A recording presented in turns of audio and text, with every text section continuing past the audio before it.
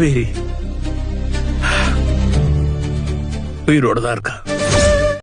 எபிசோடில் பார்த்தீங்கன்னா காவேரி எப்படியாவது பார்க்கணும், பார்த்து தேங்க்ஸ் சொல்லணும்னு விஜய் அவங்க குழந்தைய கூட்டிகிட்டு போய் கிளாஸில் வர்றாங்க. காவேரிக்கு பதிலாக அங்கே வேறு மிஸ் இருக்கிறத பார்த்துட்டு பிரின்ஸிபலை போய் பார்க்குறாங்க. ஏன் நீங்கள் அவளை அங்கே மீட் பண்ணணும்னு சொல்லி கேட்கும்போது, இல்லை அவங்க என் குழந்தைய ரொம்ப கேராக பார்த்துக்கிட்டாங்க, அதனால் தேங்க்ஸ் சொல்லணும், அதுவும் நான் இன்றைக்கே சொல்லணும் அப்படின்னு கேட்டோடனே அவங்க வேறு வழியே இல்லாமல் காவேரியோட வீட்டு அட்ரஸை கொடுக்குறாங்க. அந்த அட்ரஸை வாங்கிட்டு நம்ம விஜய் அங்கே போய் பார்த்தா வீடு வந்து பூட்டியிருக்கு.